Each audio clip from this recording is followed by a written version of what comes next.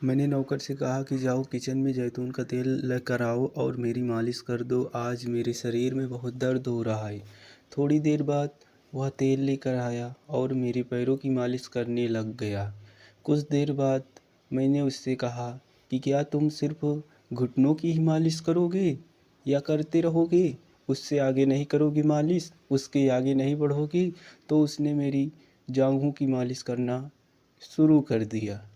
मेरी बॉडी में करंट सा दौड़ रहा था। और फिर उसने जैसे ही मेरे उन हिस्सों हेलो दोस्तों, आज की इस रोमांटिक कहानी में आप सभी का स्वागत है। मेरा नाम रेखा है और मैं देखने में बहुत ही सुंदर हूँ। मेरी नीली नीली आँखें हैं, सुंदर होंठ और कमर के नीचे तक घने और काले बाल हैं। मैं एक बहुत ही सुंदर औरत हूँ, मगर मैं गली से निकलती हूँ तो लोग मुझे मुड़ मुड़ कर देखते हैं। मेरे शरीर पर जगह जगह एक से बढ़कर एक प्राकृतिक सुंदरता उभरी हुई है और मेरे शरीर के इस उतार चढ़ाव को देखकर कोई भी पिघल जाता है। और मेरी शादी को 3 साल हो चुके थे, पर अभी तक कोई भी मेरे बच्चे नहीं हुए थे, मेरे संतान नहीं हुए थे। मेरे पति ज़्यादा रोमांटिक भी नहीं थे, उन्हें ज़्यादा इन सब में इंटरेस्ट भी नहीं है और वह मुझ पर ज़्यादा ध्यान भी नहीं देते हैं। मेरे पति एक बिजनेसमैन हैं और उनका व्यापार बहुत ही बड़ा और अच्छा चलता है। हम बहुत ही अमीर फैमिली से हैं। काम की वजह से मेरे पति ज़्यादातर घर से बाहर ही रहते हैं और घर में मैं अकेली रहती हूँ। घर में मैं अकेली बोर ना हूँ, इसलिए हमारे घर में हर तरह की चीज़ें हैं जिनसे मैं अपना दिल बहला सकती हूँ। पति के घर पर ना होने की वजह से मैं भी बहुत मस्ती किया करती थी और उनको पता भी नहीं चलता था। मुझे अपनी ज़िंदगी में बोर होना पसंद नहीं है, इसलिए मैं अपनी ज़िंदगी में खुश ही रंग भर लेती हूँ। हमारे घर में मुझे किसी भी तरह का कोई काम नहीं करना पड़ता था और हमारे घर में बहुत सारे नौकर थे जो घर का काम किया करते थे। हमने कुछ ही दिनों पहले अपने घर में एक नौकर रखा था।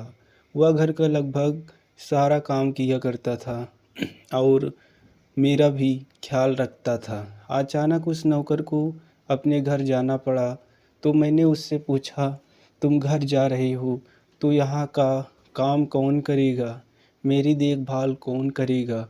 उसने कहा, मालकिन आप चिंता मत कीजिए, मैं अपनी जगह अपने बेटे को भेज दूंगा। मैंने पूछा, तुम्हारे बेटे को घर का काम करना आता है क्या? वह बोला, मालकिन आप चिंता मत कीजिए, वह सब संभाल लेगा। मेरा बेटा बहुत अच्छे से काम करता है। गर्मियों की छुट्टी में उसका बेटा गांव से हमारे घर आ गया है। वह लड़का हमारे घर के लगभग सार काम करता था, जैसे ही झाड़ू लगाना, बर्तन धोना या कोई भी दूसरा काम जो मैं उसको बता देती थी। हमारे घर में खाने पीने का बहुत ही अच्छा इंतज़ाम था और किसी भी तरह की कोई रोक टोक नहीं थी। खाली समय में वह अक्सर हमारे गेस्ट रूम में बैठकर टीवी देखता था। मैं भी उसको किसी बात के लिए नहीं टोकती थी, क्योंकि मुझे पता था वह बहुत ही मन लगाकर काम करता था। मैं अक्सर पार्टियाँ किया करती थी। एक बार की बात है, मैं एक पार्टी से बहुत देर से वापस आई और दूसरे दिन दोपहर के 2 बजे तक सोती रही। मेरे कमरे की पर्दे बंद थे, इसीलिए मुझे समझ ही नहीं आ रहा था कि सुबह हो रही है या शाम हो रही है। जब मैं सोकर उठी तो मुझे हल्का हल्का सर दर्द हो रहा था। तो मैंने अपने नौकर को आवाज़ लगाई और उसे कहा, मुझे एक कप चाय ला कर दो। थोड़ी देर बाद वह लड़का मेरे पास चाय की एक ट्रे लेकर आया और मेरे बेड के पास खड़ा हो गया। वह मुझे घूर घूर कर देख रहा था। मैंने सोचा, शायद इसने पहले कभी इतनी सुंदर औरत को देखा नहीं है, इसीलिए इस तरह से देख रहा है। मैंने उसकी तरफ ज़्यादा ध्यान नहीं दिया। मैंने सोचा, अगर देख रहा है तो देखने दो, मेरा क्या ही बिगड़ लेगा। मैं चाय पीने लगी, पर वह लड़का मेरे पास ही खड़ा रहा और मुझे उसी तरह देख रहा था। थोड़ी देर बाद मैं उनसे पूछा, क्या हुआ, तुमको कोई दिक्कत है क्या? उसने कहा, नहीं मालकिन। तो मैंने कहा, फिर यहाँ क्यों खड़े होकर क्या कर रहे हो? तुमको कोई और काम नहीं है क्या? अब यहाँ से जाना, और अगर मुझे किसी चीज़ की ज़रूरत होगी तो मैं तुम्हें बता दूंगी। वह तुरंत वहाँ से चला गया। पर थोड़ी देर बाद मुझे ऐसा लगता कि मुझे उस लड़के के साथ इस तरह का बर्ताव नहीं करना चाहिए था। मैं चाय पीने के बाद फिर से बिस्तर पर लेट गई और रात की पार्टी के बारे में सोचने लगी। पहले तो मैं सीधे लेटी थी, पर थोड़ी देर बाद मैं उल्टे होकर लेट गई। उस नौकर ने फिर से दरवाज़ा खोला और कमरे के अंदर आ गया। फिर चाय का ट्रे उठाने लगा और मेरी तरफ देखने लग गया। मुझे समझ ही नहीं आ रहा था कि उसके दिमाग में क्या चल रहा है। वह मेरी तरफ ऐसे देखे क्यों देख रहा है? मैंने जैसे ही उनसे चेहरे की तरफ देखा तो मुझे समझ आ गया था कि वह मेरी तरफ ऐसे क्यों देख रहा है। और अब मैं भी इस तरह लेट गई थी कि वह मुझे अच्छे से देख सके। मैं अपने पति से काफ़ी दिनों से दूर थी और मेरी भी अपनी कुछ ज़रूरतें थी जो पूरी ही नहीं हो पाती थी। इसीलिए मैंने सोचा कि क्यों न मैं इस नौकर को अपनी जाल में फंसा लूँ।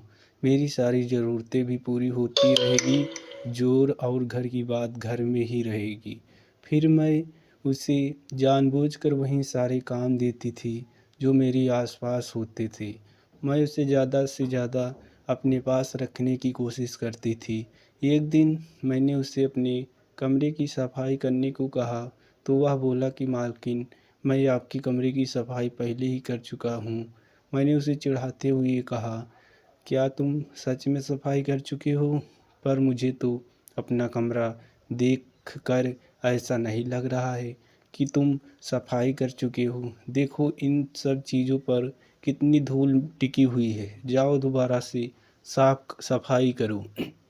फिर वह चला गया और कुछ देर बाद सफाई का सारा सामान लेकर वापस मेरे कमरे में आ गया। मैं टीवी देखने लग गई, लेकिन मेरा पूरा ध्यान उसी की तरफ था। मैं जानती चाहती थी कि उसके मन में मेरे लिए क्या चल रहा है। वह मेरी तरफ ऐसे देखता। मैंने उनसे पूछा, तुम गांव में क्या करते हो? तो वह बोला, मालकिन, मैं गांव के बच्चों को फ्री में पढ़ाता हूँ और थोड़ी बहुत पहलवानी भी करता हूँ। मैंने उससे मजाक करते हुए कहा, तुम्हारे शरीर को देखकर तो नहीं लगता है कि तुम पहलवान हो। वह भी मजाक के मूड में आ गया था। वह बोला, मालकिन, अगर आप मौका दोगी तो आपको ज़रूर दिखाऊंगा कि मैं पहलवान हूँ या नहीं। मैंने कहा, क्या तुम्हें मसाज करना आता है? क्या तुम मेरी मसाज कर सकते हो? वह बोला, हाँ, मैं बहुत अच्छे से मसाज कर लेता हूँ। अगर आपको मसाज करवानी हो तो आप बता सकती हो। मुझे मसाज करवाने का काफ़ी शौक़ था। मैं ब्यूटी पार्लर जाकर भी मसाज करवाती थी, लेकिन अभी तक मैंने सिर्फ औरतें से मसाज करवाई थी। मैंने किसी मर्द से आज तक मसाज नहीं करवाई थी। मैं यही सोच रही थी कि अगर यह मुझे मसाज करेगा तो मुझे कितना आराम मिलेगा। मैंने उससे कहा, अगर तुम बुरा ना मानो तो प्लीज़ मेरी मसाज कर दो। उसने कहा, आप लेट जाइए, मैं तेल लेकर आता हूँ। मैंने कहा, जो तेल की किचन में रखी है उसे लेकर आओ और उसी से मेरी मसाज करो। वह किचन में गया और जैतून के तेल की बोतल लेकर आया। मुझे भी कई दिनों से मसाज नहीं मिला था और मेरा शरीर भी अकड़ गया था। मैं सीधा लेट गई। वह मेरे पैरों के पास आकर बैठ गया। उसने काफ़ी देर तक मेरे पैरों की मसाज की। वह बहुत अच्छे से मसाज कर रहा था और पैरों की काफ़ी आराम मिल रहा था। थोड़ी देर बाद मैंने उसकी तरफ देखा तो वह मेरी ही तरफ देख रहा था। वह मेरी ओर देख रहा था और मैं उसकी ओर। दोनों के मन में एक अजीब सी हलचल थी। करते करते वह अपने काम पर काबू नहीं रख पाएगा और मेरा काम हो जाएगा। इतनी जवान लड़की के साथ मैंने पहले कभी मसाज नहीं करवाई थी। मुझे भी थोड़ा थोड़ा अजीब सा लग रहा था, पर मुझे अच्छा भी लग रहा था। मैंने सोच रही थी कि वह एक बहुत ही शरीफ लड़का था। क्या वह कुछ कुछ कर भी पाएगा? और यह सोच रहा था कि वह कैसे अपनी मालकिन को हाथ लगाए, और अगर उसका हाथ किसी गलत जगह लग गया तो फिर क्या होगा। कुछ देर तक हम दोनों ऐसे ही एक दूसरे को देखते रहे। थोड़ी देर बाद मैंने ही अपना हाथ पैर उठाकर उसकी गोद में रख दिया और वह अच्छे से मालिश करो, तुम किसी भी बात की चिंता मत करो, तुम बस मालिश पर ध्यान दो। उसने अपने हाथों से तेल लिया और धीरे धीरे मेरे पैरों की मालिश करने लगा।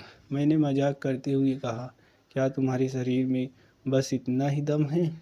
तुम इतना हल्के हल्के मसाज क्यों कर रहे हो? उसने कहा, आप एक औरत है और आपका शरीर पहले से ही बहुत नरम है, मुलायम है, इसीलिए मैं धीरे धीरे मालिश कर रहा हूँ ताकि आपको चोट न लग जाए। मैंने कहा, तुम इस बात की चिंता मत करो और ज़ोर ज़ोर से मालिश करो। उसने पहले मेरी ओर हैरानी से देखा और फिर मुस्कुराने लगा। उसने अपने हाथों पर तेल लगाया और मेरे घुटनों की मसाज करने लग गया। उसकी मालिश से ऐसा लग रहा था मानो उसके हाथों में कोई जादू हो। मेरे पैरों में करंट सा दौड़ रहा था और शायद उसे भी यह महसूस हुआ होगा। मैंने कहा, क्या तुम बस घुटनों तक ही मालिश करोगे, उसके आगे नहीं जाओगे? फिर उसने अपने हाथों पर तेल लिया और मेरी जांघों की मालिश करने लगा। जब वह मेरी जांघों की मालिश कर रहा था तो उसके हाथ मेरे उन हिस्सों को भी छू रहे थे। जब उसने मेरे उन हिस्सों को मजाक करना शुरू किया तो उसके कांपते हुए हाथ मुझे साफ महसूस हो रहे थे। वह बहुत ही डरते हुए मालिश कर रहा था। उस समय मुझे ऐसा लग रहा था जैसे कि मैं 7वें आसमान पर पहुंच चुकी हूँ। मसाज करते करते 1 घंटे से ज़्यादा हो चुका था। थोड़ी देर बाद वह मुझसे बोला, मालकिन आप बहुत सुंदर हो और आप बहुत अच्छी भी हो, लेकिन आप दिल की बहुत भोली हो। कल मेरे पापा फिर से काम पर आएंगे और मैं गांव वापस लौट जाऊंगा, पर मैं आपको बहुत याद करूंगा। मैं उसकी यह बात सुनकर बहुत दुखी हो गई थी। मैंने उससे कहा, तुमने मुझे पहले क्यों नहीं बताया कि तुम चले जाओगे? उसने कहा, मालकिन मैं पहले बता कर भी क्या करता। मैं बस आपसे इतना कहना चाहता हूँ कि आप अपनी ज़िंदगी में खुश रहो। मैंने कभी कभी महसूस किया है कि आप बहुत उदास हो जाती हैं और उसी उदासी को ख़त्म करने के लिए आप पार्टियों का सहारा लेती हो। आप मालिश की बात कीजिए और अपने खराब रिश्तों को सुधारने की कोशिश कीजिए। अगर आज मेरी जगह कोई और होता तो वह आपका फ़ायदा भी उठा सकता था, पर मैंने ऐसा नहीं किया। मैं औरतों की इज्जत करता हूँ और बाकी भी उतनी ही इज्जत करता हूँ। और इतना कहकर वह चला गया। मैं उसके जाने की काफ़ी दुखी हो गई थी, पर मैं कर भी क्या सकती थी। मैंने धीरे धीरे अपने पति के साथ रिश्ते ठीक किए। मैंने उनसे साफ साफ कह दिया था कि आप मुझे वक्त दिया करिए, मैं आपके बिना नहीं अकेली हो जाती हूँ। मेरे पति भी मेरी बात समझ चुके थे। उनको भी समझ आ गया था कि मेरी भी कुछ ज़रूरतें हैं जो उनको पूरी करनी चाहिए। कमेंट करके ज़रूर बताइए कि आपको यह कहानी कैसी लगी। अगर आपको ये कहानी पसंद आई हो तो आप चैनल को लाइक और सब्सक्राइब कर देना। दोस्तों, नेक्स्ट वीडियो में हम फिर से मिलते हैं एक नई कहानी के साथ।